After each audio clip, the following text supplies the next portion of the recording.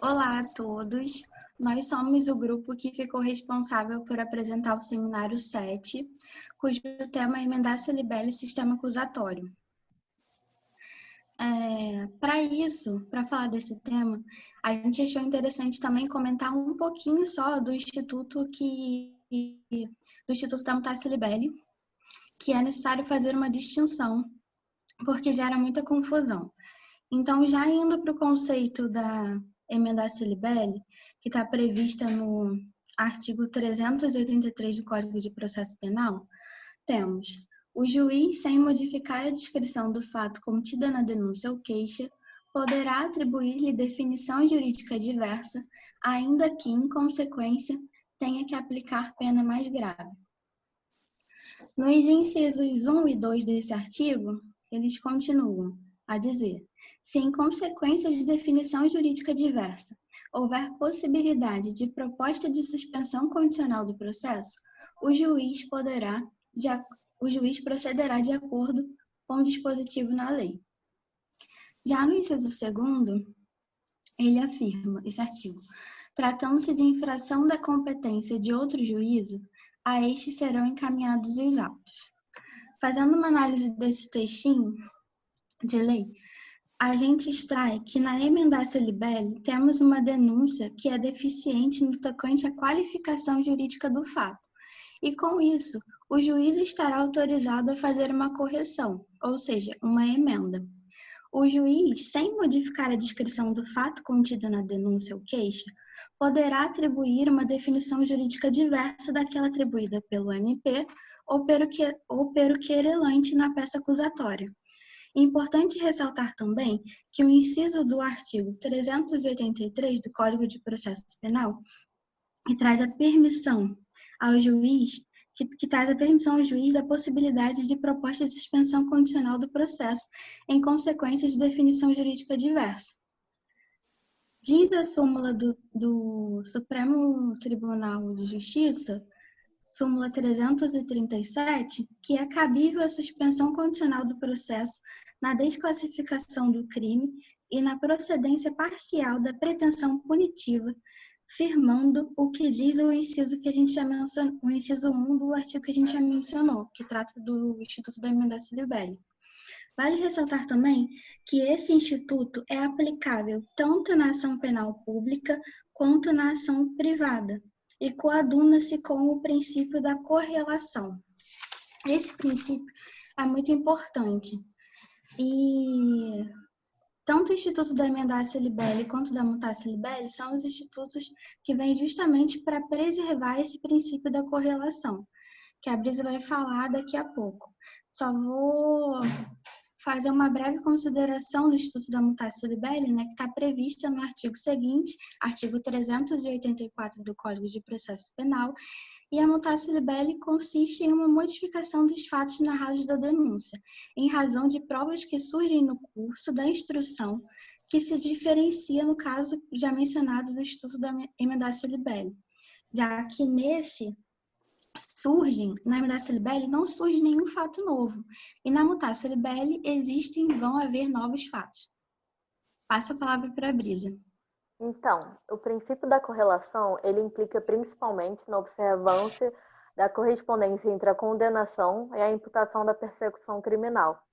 Esse princípio, portanto, orienta que o fato descrito na peça, seja ela queixa ou denúncia, deve guardar estrita relação com o fato objeto da sentença condenatória que foi proferida pelo juiz. Além disso, é importante mencionar também que tanto o Código de Processo Penal quanto a doutrina entendem que a emendação libelli terá lugar no momento da sentença, ainda que a correção gere uma pena mais grave. Assim, para coadunar com a ideia supramencionada, é importante mencionar que o RESP 141/75/55, julgado pela 6ª turma da STJ, entende que a emendação libelli deve ser feita no momento da sentença em virtude do referido instituto estar previsto no título que trata da sentença no Código de Processo Penal. E também eles entendem que é importante destacar que o acusado se defende dos fatos da queixa-crime, pouco importando a classificação do delito. Aí eu vou passar a palavra agora para a Fernanda. Então, aí dando continuidade, né, embora a gente tenha esse entendimento, como a Brisa falou, do CPP e da própria doutrina, no sentido de que o momento da aplicação da emendácio é ali no momento da sentença, a gente tem também um movimento de parte da doutrina e também da jurisprudência, no sentido de que seria possível, sim, aplicar a emendácio antes da sentença, até por uma questão de garantia maior do contraditório, da ampla defesa, né? E aí, quanto antes ela fosse aplicada, melhor seria, principalmente quando isso fosse gerar uma mudança ali, né, significativa no curso do processo, até mesmo, às vezes, um benefício para o réu.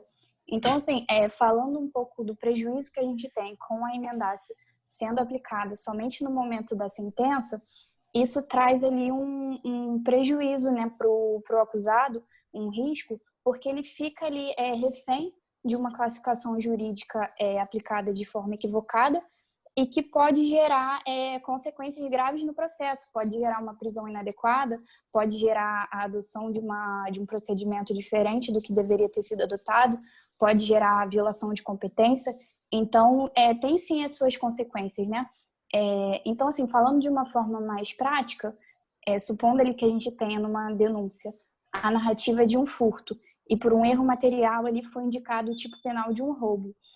Por que o juiz ele já não poderia, ali, no momento de recebimento da denúncia, ele já receber pelo tipo penal correto? Se é evidente que foi um furto, por que ele precisa esperar até a sentença para poder retificar tudo isso, né? E aí, nesse exemplo que eu dei, já poderia ali naquele momento viabilizar a suspensão condicional do processo, né? Então, assim, o artigo 383, parágrafo 1º, ele até traz uma possível solução para esses casos ali, quando ele fala que nesses casos o juiz, ele, antes de prolatar a sentença, ele vai ali dar uma abertura para o MP oferecer esse benefício. Mas, de qualquer forma, né, por que ele não poderia já fazer tudo isso antes? E é aí que entra a nossa crítica, no sentido de questionar se seria possível, não seria melhor que fosse antecipada a emendácio em determinados casos, né? Por que precisa esperar a sentença para poder fazer tudo isso? Porque tradicionalmente se ignora esse risco que o acusado ele corre, porque tradicionalmente, como a Fabi falou, se diz que a classificação jurídica ela pouco importa, porque o réu ele responde no final pelos fatos. Então a classificação jurídica ali, certa ou errada, ela não seria tão relevante assim. E aí que tá, não seria bem assim. Ela seria relevante sim, porque ela pode gerar essas consequências. Ela pode gerar um prejuízo para o acusado, pode gerar a não concessão de um benefício que eventualmente ele possa vir a ter direito, né? Então fica aí a nossa crítica nesse sentido. Aí eu passo a palavra então para o Danilo. Muito obrigado pela exposição de vocês. Então, superada essa parte, sendo esclarecido o Instituto da Emendatio e até da Mutatio Libelli e suas nuances, é importante explicar sua aplicabilidade no sistema acusatório brasileiro e os atritos gerados por algumas oposições conceituais.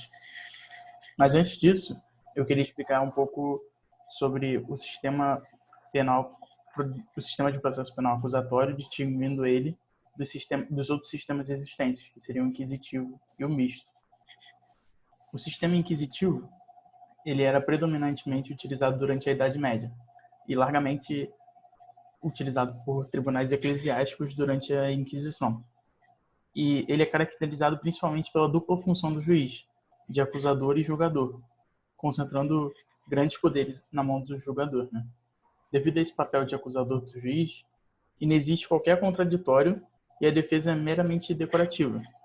Apesar dessa característica principal de dar grandes poderes ao julgador, considerando a época que isso ocorria, que era na Idade Média, que uma sociedade muito díspare, né, de camponeses e nobres, esse sistema dando muito poder para o julgador também, ele ajudava na diminuição da desigualdade, porque o juiz poderia exercer seu poder para trazer uma certa isonomia ao processo, tratando desigualmente os desiguais. Mas acabou que os abusos do julgador, que geraram inclusive uma literal caça às bruxas pela Igreja Católica na Inquisição, foram mais fortes para esse instituto acabar caindo em maior desuso após a Revolução Francesa. Porque com o advento da Revolução Francesa, gerou maior valorização dos princípios da ampla defesa e da isonomia entre as partes no processo. Então, a igualdade passou a ser mais valorizada, né? Então, o sistema tinha que valorizar isso também. Então, o sistema penal utilizado passou a ser o sistema acusatório e passa a ser amplamente utilizado até nos dias de hoje. Inclusive, é o que é utilizado no Brasil. Nesse sistema acusatório, há uma clara separação entre o órgão acusador e o órgão julgador, separando ainda a função da defesa. Assim, há um livre sistema de produção probatória, há uma publicidade do procedimento, não é tão sigiloso quanto era o sistema inquisitivo, e tendo uma participação popular maior na justiça penal. Assim, principalmente a liberdade do réu passa a ser a regra. Essa é a maior diferença do sistema acusatório, que antes, no sistema inquisitivo, a regra é que o réu ele já seria culpado. No sistema acusatório, a regra é que todos são inocentes até que se prove o contrário. Além disso, no sistema acusatório, é essencial a inexistência de poderes instrutórios aos juízes, sendo impossível a produção de prova de ofício para justamente preservar essa imparcialidade do juiz e separar esse papel de acusador e julgador. Assim, a grande diferença entre o sistema inquisitivo e o acusatório é que no primeiro, o réu é objeto do processo e deve provar sua inocência. Já no segundo, o acusatório, o réu é presumidamente inocente, transferindo o ônus da prova ao órgão acusador. Por fim, para não deixar passar em branco, há o sistema de processo penal misto, que é dividido em duas fases, que ele utiliza na instrução preliminar elementos do sistema inquisitivo e na fase de julgamento utiliza com predominância o sistema acusatório. Num primeiro estágio haveria um procedimento mais secreto, escrito e sem contraditório, enquanto no segundo seriam mais presentes